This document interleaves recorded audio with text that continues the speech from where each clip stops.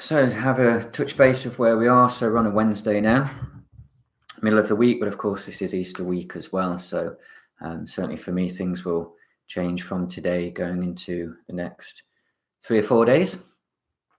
And I've been working actually on some Christian mindfulness resources. So I might pop those out on this channel if they come to fruition over the next few days. So if that is something you might be interested in, or even just interested in I get a lot of questions about mindfulness and faith and all different faiths.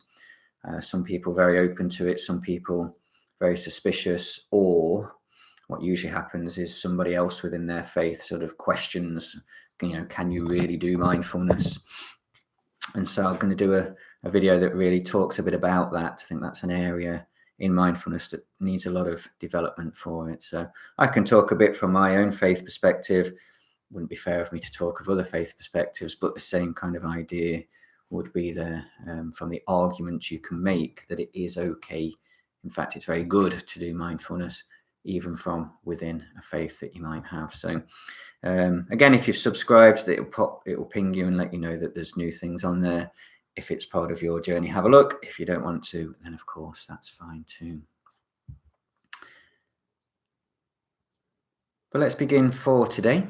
And so sort of midweek, although really coming to the end of this kind of session that I'd be doing as we come up to the Easter period. And I actually thought it'd be nice today just to do a little bit of work on touching base with some of the qualities and attitudes of mindfulness. And when people ask, what is mindfulness? That's a great question. And of course, there are many different answers you could go for. But what I usually respond with is, number one, mindfulness is simply a state of being. It's a state of being that all humans can have and all humans do have. And it exists on a continuum between mindlessness or autopilot and mindfulness or flow or focus, whatever we want to call it. And we're all kind of moving in between and out of that during our daily life's activities. So mindfulness is the state of being, if you like. Behind then sits mindfulness more with a capital M. These are practices and techniques then which are designed to grow that mindful state. So rather than just coming by accident now and again and we really enjoy it, we can actually have some intentionality to bring that state. And of course, we've been doing those practices and techniques here. We've been taking a very modern mindfulness approach, like an MBSR approach to it. But those practices and techniques can look very Buddhist in the original traditional mindfulness sense. It can look like wrapped up in a different faith. It can look very secular. So, what that mindfulness with a capital M is, there's lots of different flavors of that, of course. But whatever context you are practicing mindfulness from within, it's still all about creating this mindful state. And that mindful state, whatever it looks like for you, has certain qualities, it has certain attitudes that you and I have been working on. If you've been with me on these sessions before, we're always working on these things. Sometimes it's quite explicit and I'll use the language of it. Sometimes it's just a little bit more implicit and it's just naturally what we're doing anyway. Well, for myself, I thought it'd be nice today and invite you guys to join in as well, just to slow things down as we normally do. And just have a think about how some of these things sit with us on our journey at the moment. There's a bit of reflective activity, if you like, before a bit of a break from these sessions. It's quite nice to do because it can point us or nudge us in a certain direction for our mindfulness going forward. Nothing different to what we've done before, only I'm going to invite you to either sit with your natural breath or your mindful breath if you've used a deeper rhythm before. Either is good for today. And we're just going to see if we can slow everything down, create some space. And then within that space, let's just pull up some of these qualities and attitudes of mindfulness and just see how they sit with us at the moment. Remember, not in a judgmental way. So we don't want to judge ourselves and conclude, oh, I'm not good at that, or that doesn't work for me. We're looking at it from a more experiential sense. So one of them is going to be non-judgment. And we might notice, do you know what? I'm still quite judgmental. And that doesn't need to be a judgmental thing in itself. I'm not the worst person in the world if I still am quite judgmental. But that is the reality of my being at the moment. And if that's something I'd like to work on going forward, then that's something we can bring up in our mindfulness practice and, of course, out there in everyday life. So we'll just go through a few concepts as we're resting in the space. It might just give us a bit of direction of travel as well. So, as always, if you want to get yourself nice and relaxed, decluttered, happy in your personal space,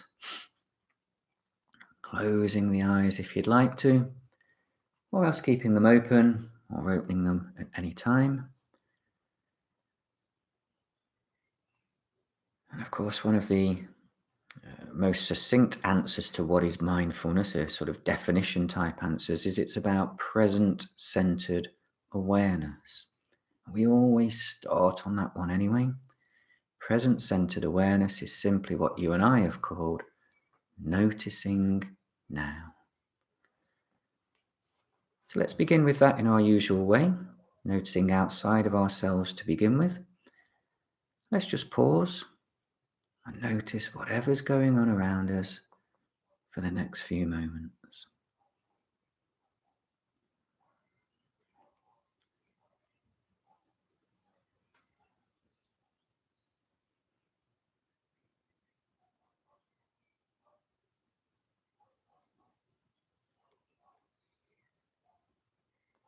Remember to push your awareness as deeply as you can into now, noticing novel distinctions.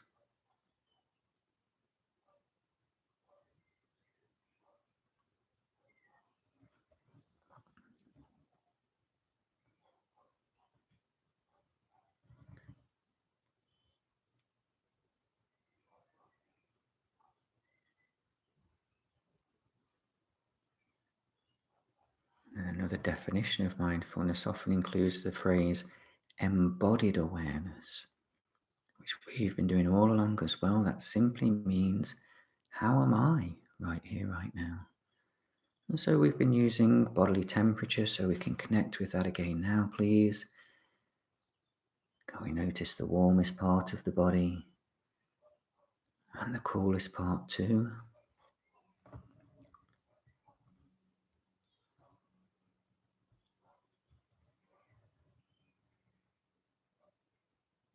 And then, of course, we've really been embodying the moment by using our natural breath rhythm, trying to keep the mind out of the equation, not letting it interfere, but simply noticing how the body is taking care of breathing all by itself.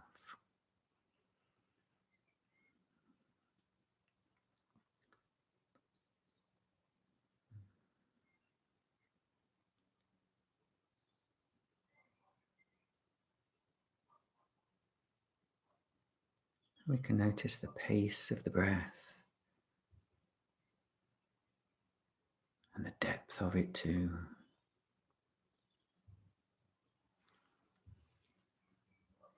And the way the body is gently moving with the breath right now.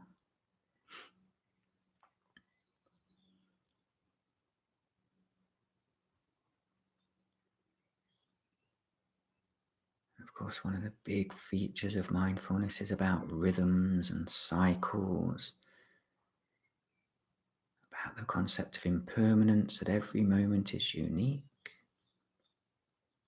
But of course, we have these rhythms, and we've just noticed our natural rhythm of being right now by using the natural breath.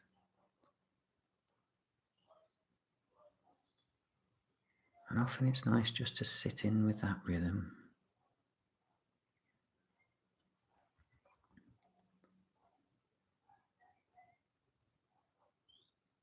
We can bring that concept out into our everyday lives at the moment. We have maybe new rhythms going on.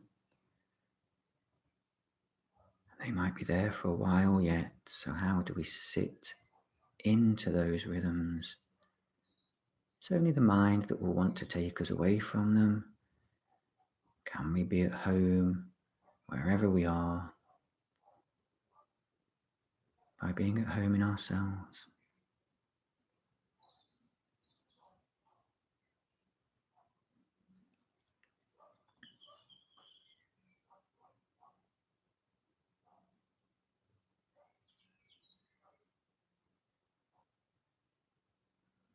One thing we can do, of course, is bring some intentionality to our rhythms.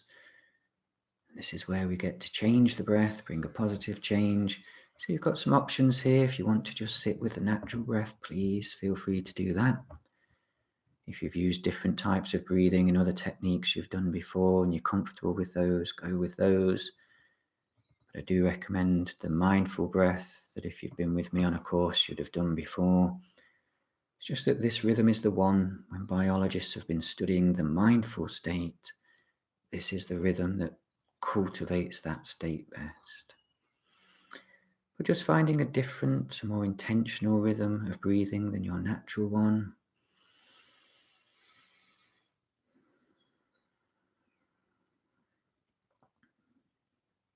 Letting your mind focus upon this breath and away from other thoughts and worries.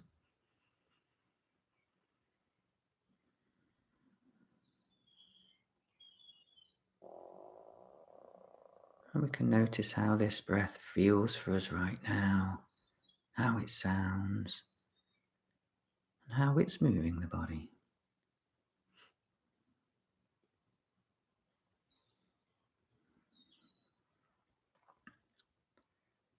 As I say, sometimes this breath is an energizing breath. Sometimes it's a relaxing breath. Sometimes you can use it as a deep cleansing breath. That's nice to do as well.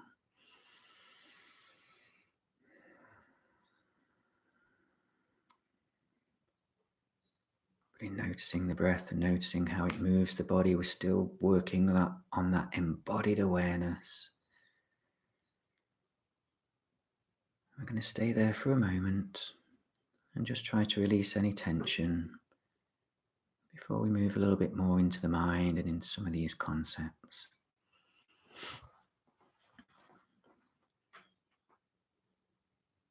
So as we're keeping the big breath rhythm, as the mind is focused upon the sensations and the bodily movements of this breath,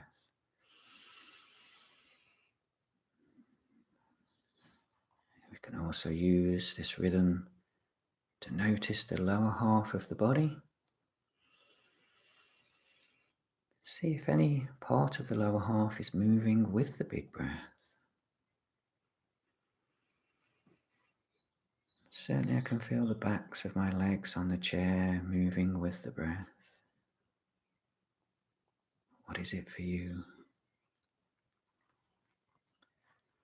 And as we're doing this, if we notice any tension, any discomfort, even any pain in the lower half of the body, let's use the out breath to try to breathe that away, letting the muscles relax, releasing the tension away.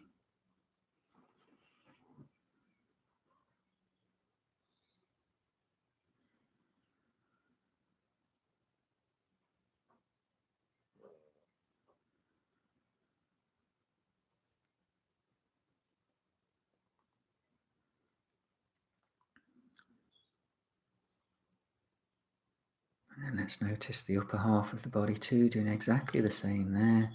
Noticing the rise and fall of the body with the breath.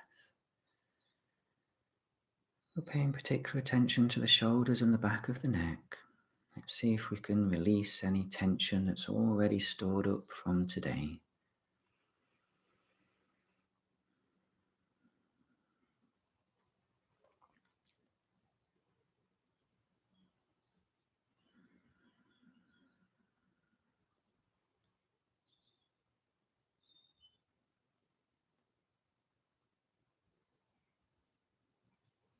And coming up to noticing the face, please, including the ears and the forehead. And let's breathe away any tension that's stored up already in the facial muscles.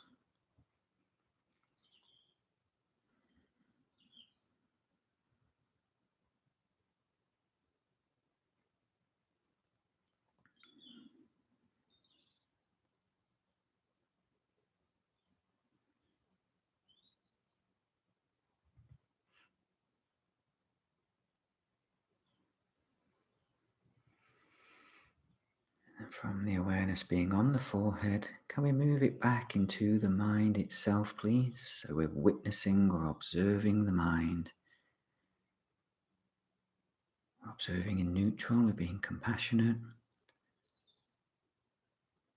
So as we watch the mind, let's try to accept whatever's going on, whether it's quiet, busy, whether there's random thoughts, whether there are explicit, vivid thoughts. Let's just be gentle with it.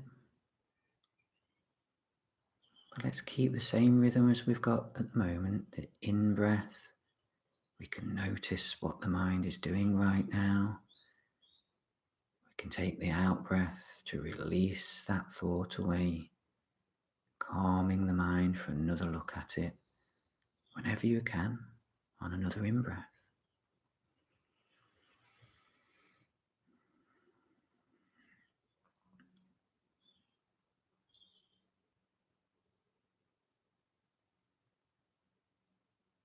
Let's try to declutter the mind by moving away the thoughts that don't matter. They're random, they're peripheral, they're meaningless. Let's not try to tackle the big ones yet. Let's just declutter around them. And let's try to then rest into that space that we create.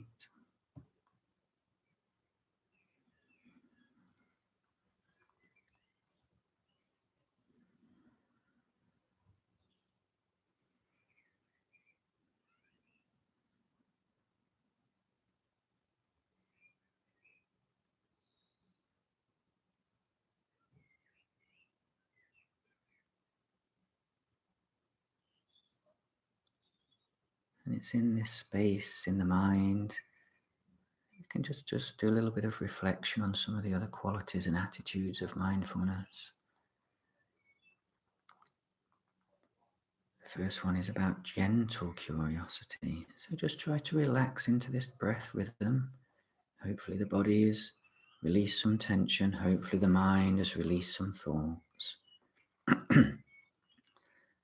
We just want to sit in this space, in this rhythm. We can be gently curious about how the experience is for us.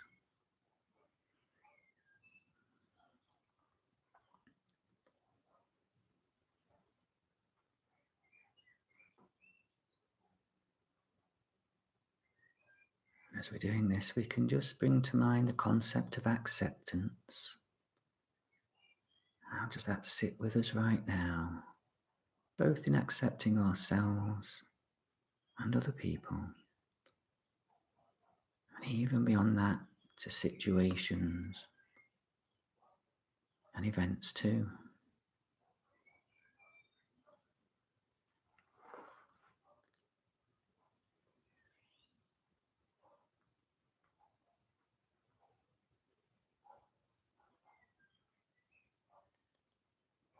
And a great saying in mindfulness about acceptance is this: can now simply be enough for us?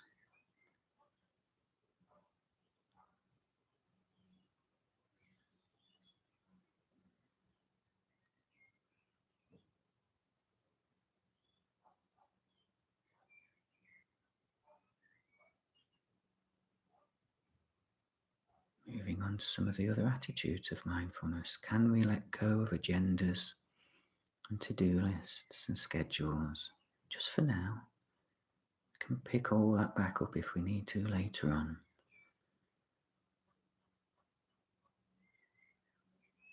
But how is it for us when we try to let go of those things?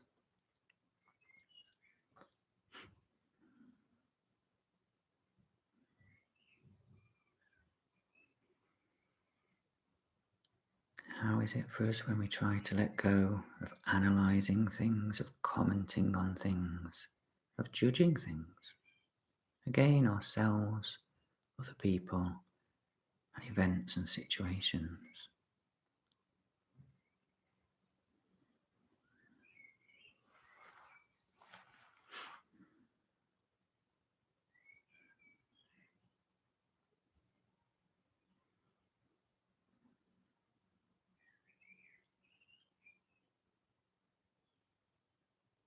Two other key concepts in mindfulness are trust and patience. Maybe these are being tested at the moment.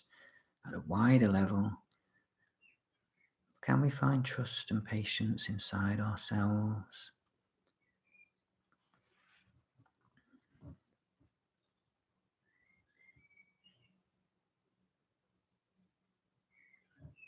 This is where the embodied mindfulness element becomes strong, noticing the natural rhythm of being, just trusting that that takes care of itself.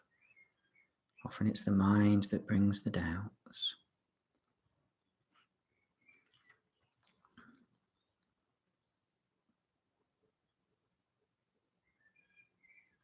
Of course, one of the biggest elements of mindfulness we've already touched upon is compassion and connectedness.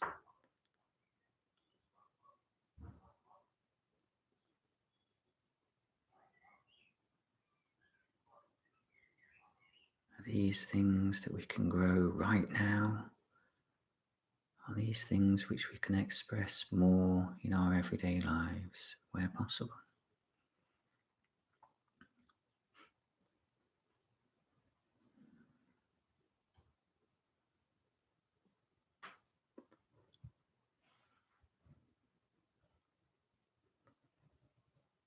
And of course, the journey that we're taking with mindfulness is a transformative journey of change.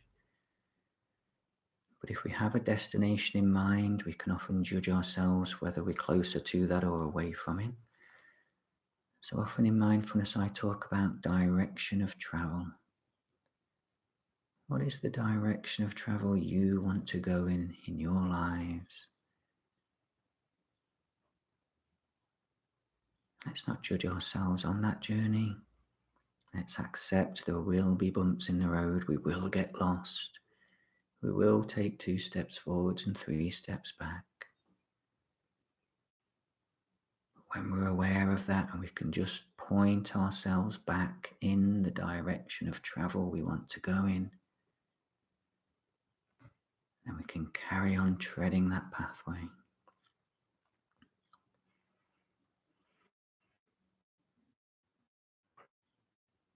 And sometimes we do need to reorient ourselves.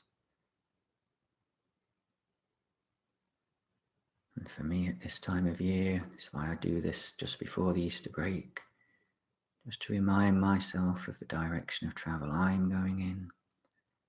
You can think of whatever that is for you as well.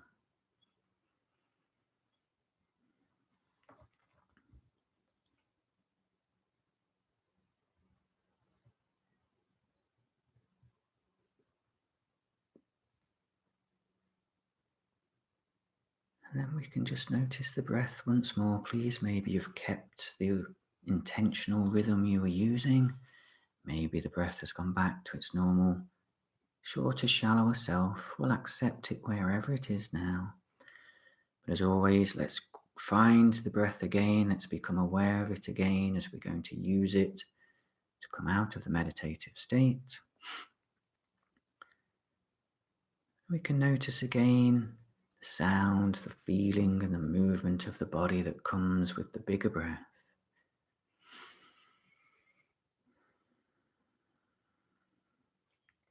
And as always with me, we take in 3 slightly quicker breaths. We're raising our awareness, opening the eyes, connecting with our surroundings, coming back to the waking state whenever you're ready to.